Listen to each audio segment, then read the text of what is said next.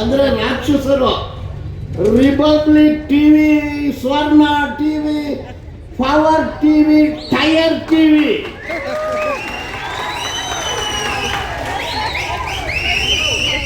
ಎಲ್ಲಾನು lawyer TV ಇದು ಬರ್ತಾ ಇದೆ.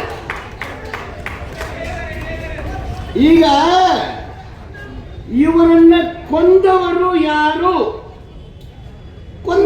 ಯಾರು ಎಲ್ರಿಗೂ ಗೊತ್ತಿದೆ. ಸೌಜನ್ಯ ಕೇಸನ್ನ ತಗೊಳ್ಳೋಣ. ವೇದವಲ್ಲಿ ಕೇಸು ಇವತ್ತುವರೆಗೆ C report, Padmalatha case C report, ಯಾನೆ ಮೌತಾ ಕೇಸು ಸಿ ರಿಪೋರ್ಟು, ಬೇರೆ ಎಲ್ಲಾನು ಬಿ ರಿಪೋರ್ಟು. ಒಂದೇ ಕೇಸು ಚಾರ್ಜ್ ಶೀಟು, ಅದು ಸೌಜನ್ಯದು. ಸೌಜನ್ಯ 9/10/2012 ಬೆಳಗ್ಗೆ 8 ಗಂಟೆಗೆ ಒಂದು ಛತ್ರಿ ಅಂಬ್ರಲ್ಲ, ಪುಸ್ತಕ ಚೊಪ್ಲಿ ಹಾಕೊಂಡಿದ್ದಾಳೆ, ಚುಡಿದಾರು ಒಳ ಉಡುಪು ಹಾಕೊಂಡು ಕಾಲೇಜಿಗೆ ಹೋಗ್ತಾಳೆ. 17 ವಯಸ್ಸು. 4:15 ಗಂಟೆಗೆ ಬಸ್ ಇಳಿತಾಳೆ. ಅಲ್ಲಿಂದ ಅವ್ರ ಮನೆ 25 ಮೀಟ್ರು. ಕೈಯಲ್ಲಿಗೆ ಛತ್ರಿ ಇತ್ತು, ಪುಸ್ತಕ ಇತ್ತು, ಚೊಪ್ಲಿ ಇತ್ತು, ಒಳ ಉಡುಪಿತ್ತು. 7 ಗಂಟೆವರೆಗೆ ಮನೆಗೆ ಹೋಗಿಲ್ಲ. ಮಾರನೇ ದಿವಸ ಏನ ಸಿಕ್ತು. ತನಿಖೆ ಮಾಡಿದರೆ ಲೋಕಲಲ್ಲಿ 2 ಲೋಕಲ್ ಸಬ್ ಇನ್ಸ್ಪೆಕ್ಟರ್ ನಾಯ್ಕೋ, ಭಾಸ್ಕರ್ ರೈ ಲೋಕಲ್ ಇನ್ಸ್ಪೆಕ್ಟರ್ಸ್ ಪೊಲೀಸರು. ಅದಾದ್ಮೇಲೆ CID ದೊಡ್ಡಮುನಿ, CBI Rajagopal, PVS Raju. ಇವ್ರು ಮಾಡಿದ ಕೆಲಸ ಏನು? ಆ ಛತ್ರಿ ಇವತ್ತವರೆಗೆ ಸಿಗ್ಲಿಲ್ಲ, ಏನಾಯ್ತು? ಅವಳ ಪುಸ್ತಕ ಇವತ್ತವರೆಗೆ ಸಿಗ್ಲಿಲ್ಲ, ಏನಾಯ್ತು? ಅವಳ ಒಳ ಉಡುಪು ಇವತ್ತವರೆಗೆ ಸಿಗ್ಲಿಲ್ಲ, ಏನಾಯ್ತು? ಈ 5 ಪೊಲೀಸರು ಹೇಳ್ಬೇಕು, ಇಲ್ಲಾಂದ್ರೆ ಅವ್ರನ್ನ ಜೈಲಿಗೆ ಕಳಿಸ್ಬೇಕು.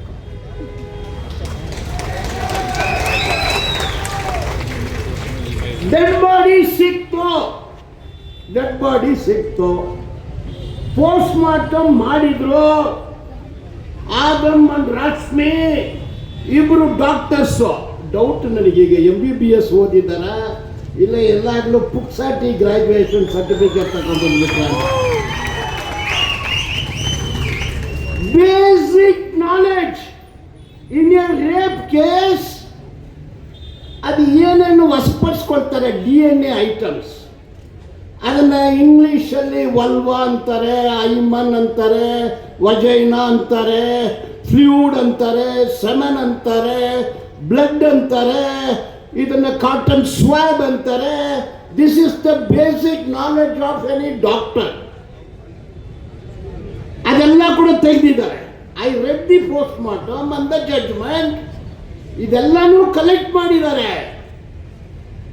ಪ್ಯಾಕಿಂಗ್ ಸರಿಯಾಗಿ ಮಾಡಿಲ್ಲ. ಚೈನ್ ಆಫ್ ಕಸ್ಟಡಿ ಇದನ್ನ ತಕ್ಷಣ FSL ಕಳಿಸ್ಬೇಕು, ಕಳಿಸ್ಲಿಲ್ಲ. ರಿಪೋರ್ಟ್ ಏನು ಬಂತು ಗೊತ್ತಾ? These items R unfit for examination. ಇದನ್ನು ಮಾಡಿದ್ಯಾರೋ? ಆ ಡಾಕ್ಟ್ರು ಇಬ್ರು. ಎಲ್ಲಿರ್ಬೇಕು ಅವರು? ಪರಪ್ಪನ ನಗರದಲ್ಲಿ ಇರಬೇಕು. ಆದ್ರೆ ಪ್ರಮೋಷನ್ ಸಿಕ್ಕಿದೆ. ಇದು ಒಂದು ವಿಷಯ. ಈ ಡೆಡ್ ಬಾಡಿ ಬಿದ್ದ ಜಾಗ ಬೇರೆ, ಅತ್ಯಾಚಾರ ಮಾಡಿದ ಜಾಗ ಬೇರೆ, ಕೊಲೆ ಮಾಡಿದ ಜಾಗ ಬೇರೆ. ಒಂದೇ ಒಂದು ಮಹಸರ್ ಮಾಡಿದ್ದಾರೆ. ಡೆಡ್ ಬಾಡಿ ಎಲ್ಲಿ ಬಿತ್ತು ಅಲ್ಲಿ ಮಾತ್ರ ಮಹಸರ್ ಆಗಿದೆ. ಅಪಹರಣ ಮಾಡಿದ ಜಾಗದಲ್ಲಿ ಮಹಸರ್ ಯಾಕೆ ಮಾಡಿಲ್ಲ? ಕೊಲೆ ಮಾಡಿದ ಜಾಗದಲ್ಲಿ ಮಹಸರ್ ಯಾಕೆ ಮಾಡಿಲ್ಲ? ಅತ್ಯಾಚಾರ ಮಾಡಿದ ಜಾಗದಲ್ಲಿ ಯಾಕೆ ಮಹಸರ್ ಮಾಡಿಲ್ಲ? ಆವಾಗಿನ ಗೃಹ ಮಂತ್ರಿ ಅಶೋಕ ಹೇಳ್ಬೇಕು. ಅಶೋಕ ಸದಾನಂದ ಗೌಡ, ಸದಾನಂದ ಗೌಡ, ಅಶೋಕ್ ಗೌಡ, ಸೌಜನ್ಯ ಗೌಡ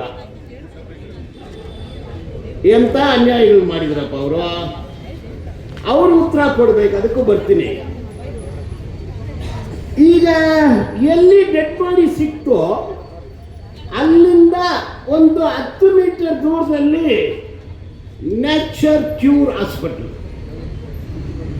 3 CCTV ಕ್ಯಾಮರಾ ಇತ್ತು. ಈಗ CCTV ಫುಟೇಜಸ್ ಒಂದು ಕನೆಕ್ಟಿಂಗ್ ಮೆಟೀರಿಯಲ್. ಇವತ್ತು ನಾವು CBI CCTV ಫುಟೇಜ್ ಕಲೆಕ್ಟ್ ಮಾಡಿಲ್ಲ, CID ಮಾಡಿಲ್ಲ, ಲೋಕಲ್ ಪೊಲೀಸು ಮಾಡಿಲ್ಲ. ಈ ಕಿತಾಪತಿ, ಭೂಪತಿ, ತಿರುಪತಿ, ವೆಂಕಟಾಚಲಪತಿ, ಗಜಪತಿ ಇವ್ರನ್ನೆಲ್ಲ ನಾವು ಕಲಿಸ್ಬೇಕು. ತಿರುಪತಿ ಇದು ಯಾಕೆ ಮಾಡಿಲ್ಲ? ಇವತ್ತವರೆಗೆ ಮಾಡಿಲ್ಲ. CCTV ಫುಟೇಜಸ್ಸು ಮಾಡಿಲ್ಲ. ಇನ್ನೊಬ್ಬ ಹೆಂಗ್ ಮಾಡ್ತಾರೆ ನೋಡಿ, ಸಂತೋಷ್ ರಾವ್ ಹೋಟ್ಲಲ್ಲಿ cleaner, mentally imbalanced, mental patient. ಅವನಿಗೇನು ಗೊತ್ತಾಗೋದಿಲ್ಲ.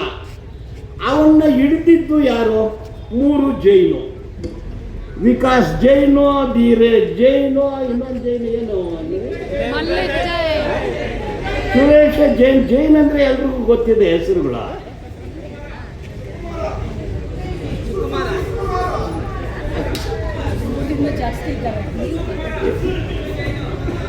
ಓಕೆ, ಏನೋ ಒಬ್ರು ನೋಡಿ. ಇವರು 3 ಜನ ಸಂತೋಷ್ನನ್ನ ಬಂಧಿಸ್ತಾರೆ. ಯಾಕೆ ನೋಡಿದ್ರು? ಅವರು ಯಾವ ಕಾರಣದಿಂದ ಮಾಡಿದ್ರು? ಆಯ್ತು, ಸಂತೋಷ್ ರಾವ್ ಅತ್ಯಾಚಾರ ಮಾಡಿದಾನೆ ಅಂದು ಸ್ವರ್ಣ ಟಿವಿ ಅವರು ಹೇಳ್ತಾರೆ. ಅರುಣಾಬ್ ಗೋಸ್ವಾಮಿ ಕೂಡ ಅದನ್ನೇ ಹೇಳ್ತಾನೆ. ಸಂತೋಷ್ ರಾವ್ ಡಾಕ್ಟ್ರಿ ಹೇಳ್ತಾರೆ ಅವನಿಗೆ ಪಿಮೋಸಿಸ್ ಕಾಯಿಲೆ ಇದೆ, ರೇಪ್ ಮಾಡಕ್ ಆಗೋದಿಲ್ಲ ಅಂದು ಡಾಕ್ಟ್ರಿ ಹೇಳ್ತಾರೆ.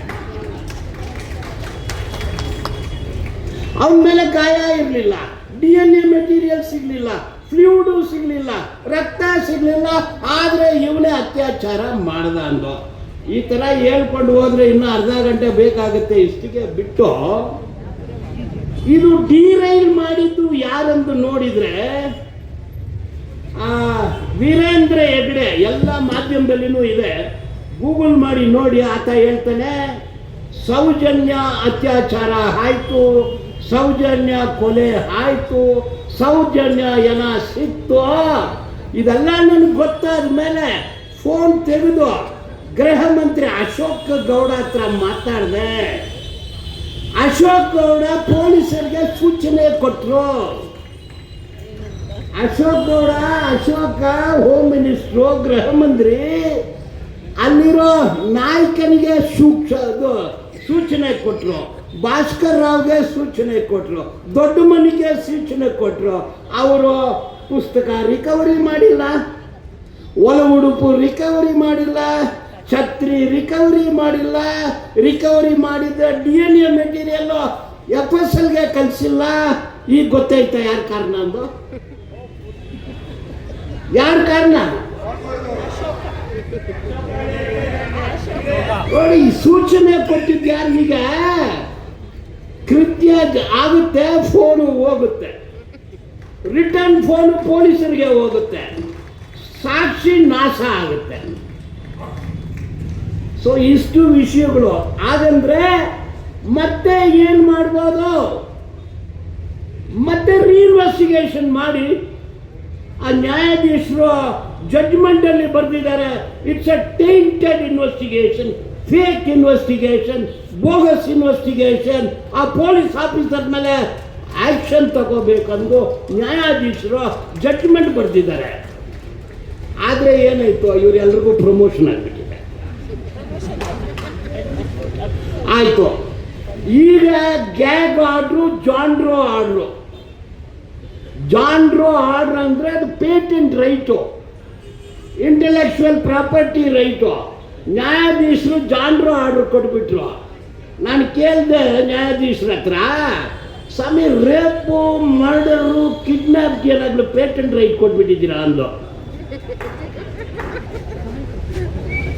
50 ಲಕ್ಷ ಖರ್ಚು ಮಾಡಿ ಒಂದು ಜಾನ್ರು ಆರ್ಡ್ರು ಗ್ಯಾಗ್ ಆರ್ಡ್ರು ತಗೊಂಡ್ಬಿಟ್ರು. 50 ಲಕ್ಷ ಖರ್ಚು ಮಾಡಿ ನಮ್ಮ ನವೀನ್ ಸೂರಂಜ್ ಅಲ್ಲಿ ನಿಂತ್ಕೊಂಡಿದ್ದಾರೆ ನೋಡಿ, ಅವ್ರು ಒಂದು ವಕಾಲತ್ ಹಾಕಿ ವಕಾಲತ್ ಫೀಸು ಇಲ್ಲ ಕೊಟ್ಟಿಲ್ಲ. ಅವರು ಒಂದು 10 ರೂಪಾಯಿ ಖರ್ಚು ಮಾಡಿ ಟೈಪ್ ಮಾಡಿ 50 ಲಕ್ಷ ರೂಪಾಯಿ ಆರ್ಡ್ರನ್ನೇ ಕಿತ್ತಾಕ್ಬಿಟ್ರು ನೋಡಿ. ಅದು ಕಮ್ಯುನಿಸ್ಟ್ ಅಂದ್ರೆ 10 ರೂಪಾಯಿಯಲ್ಲಿ ಕಿತ್ತಾಕ್ಬಿಡ್ತಾರೆ. ಅದು ಕಿತ್ತೋಗಿರೋ ಆರ್ಡ್ರು ಕಿತ್ತೋಯ್ತು. ನಾವು ಮೀಟಿಂಗ್ ಮಾಡ್ತಾ ಇದ್ದೀವಿ, ಇಲ್ಲಾಂದ್ರೆ ಪೊಲೀಸರು ಬರ್ತಿದ್ರು ಮೀಟಿಂಗ್ ಮಾಡಬಾರ್ದು ಅಂತ. ಇವತ್ತು ನಾವು ಮೀಟಿಂಗ್ ಮಾಡ್ತೀವಂದ್ರೆ 10 ರೂಪಾಯಿ ಖರ್ಚು ಮಾಡಿ 50 ಲಕ್ಷ ಆರ್ಡ್ರನ್ನೇ ಕಿತ್ತಾಕಿದ್ದೀವಿ. 2023ನೇ ಇಸ್ವಿಯಲ್ಲಿ 2 ಆರ್ಡ್ರು, 2024ರಲ್ಲಿ 2 ಆರ್ಡ್ರು, 2025ರಲ್ಲಿ 3 ಎಲ್ಲ ಗ್ಯಾಗ್ ಆರ್ಡ್ರು. ಒಂದೊಂದು ಆರ್ಡ್ರಿಗೆ 50 ಲಕ್ಷ. ಅವ್ರು ಜೆರಾಕ್ಸಿಗೆ 9.5 ಲಕ್ಷ ಖರ್ಚು ಮಾಡಿದ್ದಾರೆ. ಅದು ಕಿತ್ತೋಯ್ತು. With let us not bother about that. ಆಗ ಇಷ್ಟಿಗೆ ಬಿದ್ದೋಯ್ತಾ? ಎಲ್ಲಿ ಮಟನ್ ಅವರು ಕೂತಿದ್ರಲ್ಲಿ? ಇಲ್ಲ, ಮಟನ್ ಅವರು ಅಲ್ಲಿದ್ದಾರೆ. ಮಾತು ನೋಡಿ, ಈಗ ಆನೆ ಮೌತಾ ಅವರು ತಂಗಿ ಡಬಲ್ ಮರ್ಡರ್ ಕೇಸು, ತಲೆ ಮೇಲೆ ಕತ್ತಿ ಇದೆ, ಬರುತ್ತೆ ಅದು. ಉಪ್ಪು ತಿಂದವನು ನೀರು ಕುಡ್ಲೇಬೇಕು. ಪದ್ಮಲತಾ ಕೇಸು ರೀಓಪನ್ ಆಗುತ್ತೆ ನೋಡಿ. 2004, 2005 ನಿರಂಕಾರಿ ಕೊಲೆ, ರೇಪ್, ಜೈಲು, hanging. Delhi rape case hanging ಆಯ್ತು. ಇಲ್ಲಿ ಇವರೆಲ್ಲ ಸೇರ್ಕೊಂಡು ಕೇಸನ್ನೇ ಹ್ಯಾಂಗಿಂಗ್ ಮಾಡಿಬಿಟ್ರು.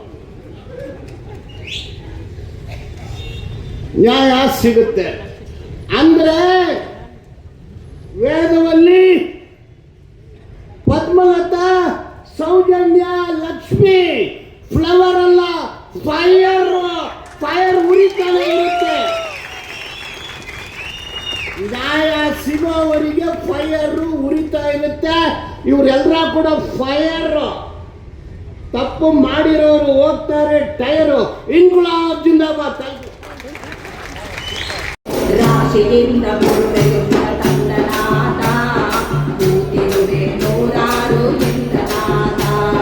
ರಾಶಿಯಿಂದ ಮುರುಡೆಯುತ್ತ ತಂದನಾಥ, ಕೂತಿರುವೆ ನೂರಾರು ಎಂದನಾಥ.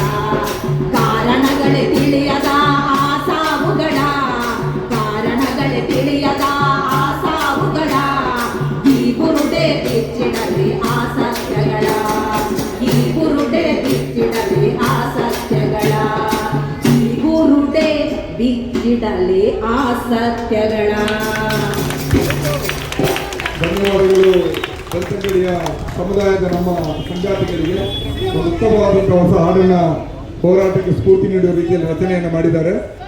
ಭಾಷಣಕಾರರು ತುಂಬಾ ಜನ ಇದ್ದಾರೆ. ಆದ್ರಿಂದ ತುಂಬಾ ಚಳವಳಿಗಳ ಪ್ರತಿನಿಧಿಗಳು, ಸಾಹಿತಿ, ಬರಹಗಾರರು ನಮ್ಮ ಜೊತೆಗಿದ್ದಾರೆ. ಇನ್ನೆಲ್ಲರೂ ಕೂಡ ಸಮಯವನ್ನು ಚುಟುಕಾಗಿ ನಾವು ಬಳಸಬೇಕಾಗ್ತದೆ. ಈಗ ನಮ್ಮ ಮುಂದಿನ ಭಾಷಣವನ್ನ ಹಿರಿಯ ಸಾಹಿತಿಗಳು, ನಮ್ಮ ಚಳವಳಿಯ ಸಂಗಾತಿ ಆದಂತಹ